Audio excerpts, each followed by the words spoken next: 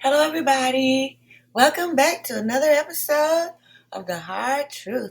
Thank you so much for watching. I want to give a shout out to everyone who has ever viewed at least one Hard Truth video. I appreciate you all so much. Thank you so much for your support of the channel. Don't forget the merch. And if you haven't joined as a member yet, it's time.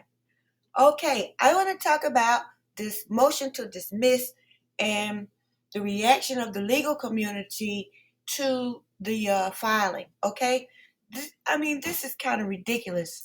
So let's talk about it. Grab that coffee, a nice cup of tea, as we begin our story.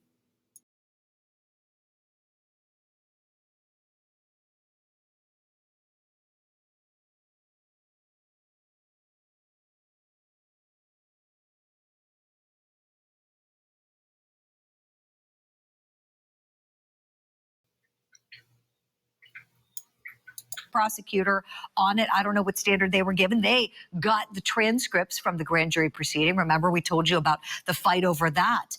But if they even get their wish, if they get this kicked back to the magistrate court for a preliminary hearing, do they think that's going to go well for them? Do they think that it's going to get kicked there? There's no magistrate judge on the planet who's going to get rid of this case. That's my take on it. All right, let me break this down to you in layman's terms. Ann Taylor is earning $200 an hour defending Brian Coburger. All right, that comes to about $384,000 a year at that rate. And so this court reporter is laughing at Ann Taylor. You know, it's like children on the playground laughing and picking at another child. To me, that's the vibe I get. She earns about $50,000 to $60,000 a year, maybe 70 if she's been there a while. All right, so what does that mean? That means she need to take the boom out of her voice when she talking about Ann Taylor and add a little respect. That means she need to be looking for, I want to be like Ann Taylor t-shirt when I grow up. That's what she need to be doing. Instead of laughing at Ann Taylor, because Ann Taylor game is tight. All right. It's no reason for her to cut her defense short, and try to throw this out, because that's going to cut into her money. When the trial stops, her paycheck stops. So for her to be pushing this direction, that lets you know she on the real as a lawyer. So this lady laughing, to me, it just reflects the fact that she doesn't understand some things. And hopefully somebody will break it down to her what's really happening so she can get on board and get with the real, to feel what's real. Both. Jamie White, let me start with you and get your reaction to this motion filed by the Coburger defense team. What do you think, please? It's showboating. It's laughable. It's offensive. And really, quite frankly, I don't want to pass judgment on the attorneys, but not appropriate.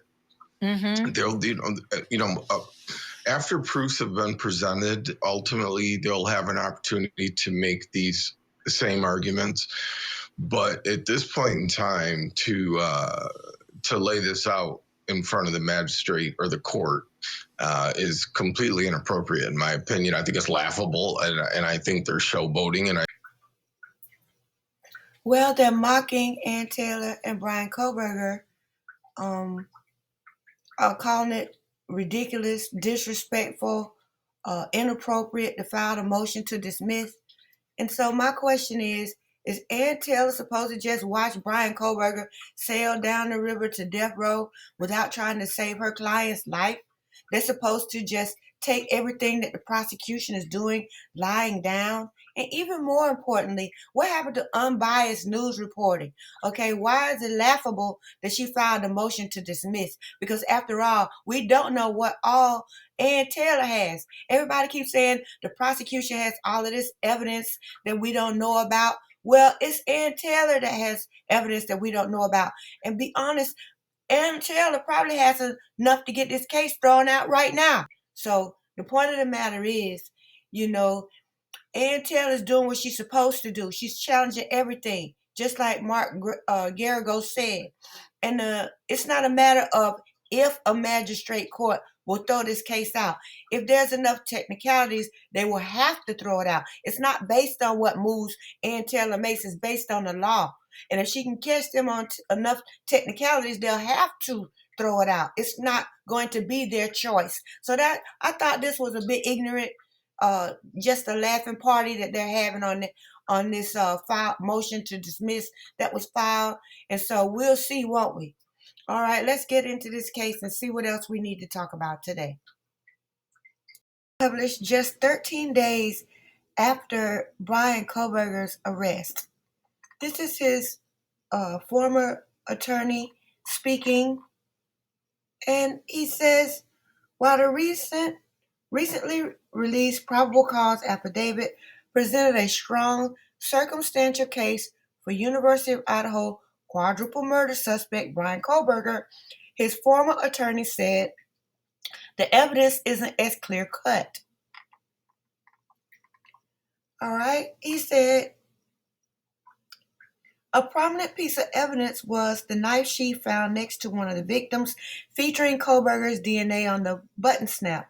LaBar shrugged this off as touch DNA or transfer DNA, which would mean that it could remain on the sheath for an indefinite period of time if undisturbed.